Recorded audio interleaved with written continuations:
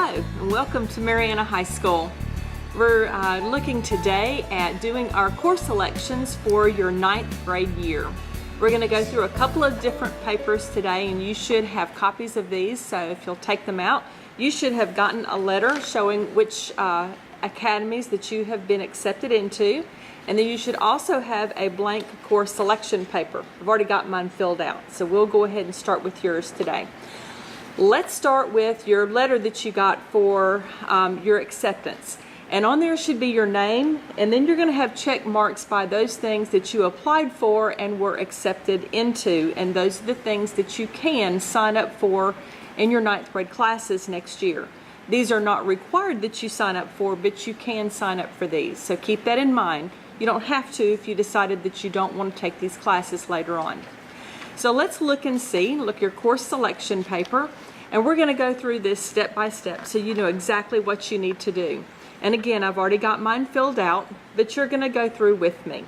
Class number 1 is going to be your English class. You're going to have either English 1 or Honors English. There's also an Access English down here. Make sure that you're talking with your teacher and asking your English teacher which class you need to be enrolling in.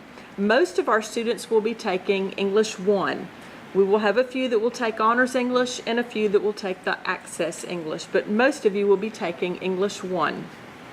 So circle one of those. And I would suggest that you use a pencil because you're going to change your mind at some point after you talk with teachers, friends, and of course parents. The second thing you're going to look at is your math class. And again, math classes, most of you will be taking Algebra 1. We also have Algebra 1A, and this is going to be for students who struggle a little bit more in math. If historically you've been scoring a level 1, maybe a low level 2, flip back and forth between level 1 and level 2 achievement level on your FSA math over the last few years, then Algebra 1A is where you're going to want to be. You'll get a full math credit for this, but it will only cover the first half of the algebra. It will spread out the algebra over 2 years so that you can go at a slower pace so that you take that algebra test, that algebra EOC, you're more likely to pass it. So that would be for the algebra students the students who struggle in math. Algebra 1, if you're an upper level 2 or level 3 student, then you would want to be taking Algebra 1. And Algebra 1 Honors is for those students who may have missed being in the Algebra 1 Honors class at the middle school this year. You can go ahead and take it next year. They have Honors Geometry for those of you who did take the Algebra 1 Honors at Mariana Middle School this year, and you would be able to take that Honors Geometry. I know I've had some inquiries about taking the Algebra or the Honors Geometry through Florida Virtual over the summer, and that's a very difficult thing to do, to cover an entire class in one semester. In order to do this, you would need to make sure that you are taking and have completed all of that class before starting in school the first day of August at Mariana High School. Or if you're wanting to take that Algebra 1 Honors over the summer, you have to have it done before you begin the geometry, or it just doesn't work properly. So I would suggest that you just not do that. You've got plenty of time in your schedule to get all of your math classes in. So I would just wait and take them on campus and not try to work ahead over the summer on those. You are welcome to call and set up an appointment with me, and I can talk with you a little bit further on that if that's something that you're just really set on doing. Your third class that you're going to select is a science class, and we're asking the majority of our students again to take environmental science. If you took Honors Algebra this year at the middle school and you're going to be on an honors track, then we would suggest that you take that Honors Biology. You're really good in science, you're really good in reading, then maybe the Honors Biology would be okay for you. But again, the majority of you will be signing up for and taking that environmental science your 9th grade year. The next class you're going to take is your history class, and that's going to be a Visions and Pursuits class, and this is going to count as an elective credit for you. We also have an honors level of that if you were, again, preferring an honors track. That Visions and Pursuits honors class is there. This is really going to give you some good background information before you get into U.S. History Honors in the 11th grade and end up having to take that end of course exam. This is a good prep class for that. All right, the next class you're going to look at is class number 5, your PE or personal fitness requirement. If you'll recall, when I had you over here at the high school, we talked about the fact that you have to have 1 full year of PE. 1 semester of that has to be an activity PE in the gym, and then 1 semester of that has to be the class called personal fitness, which is an online class. So if you want to go ahead and take both of those 9th grade and get them out of the way, that's going to be this one circled right here. Okay? I'll show you some alternate things you can do if you're an athlete. In just a minute, I'll have another form we'll look at. But this is where, again, going to be where most of our students are going to do is take that personal fitness PE. And let's get that done, that requirement done, out of the way in the 9th grade. The next class, the next thing we're going to look at is a performing fine art requirement. Again, everybody has to have a performing fine art to graduate from high school. And you're going to see that a lot of the classes on here at the bottom will meet that performing fine art requirement. Of course, if you're in band, that meets it right there. Or if you've talked with Dr. Benton and you're going to sign up for an art class, those, of course, are performing fine arts credits. So you can sign up for those and take care of it that direction.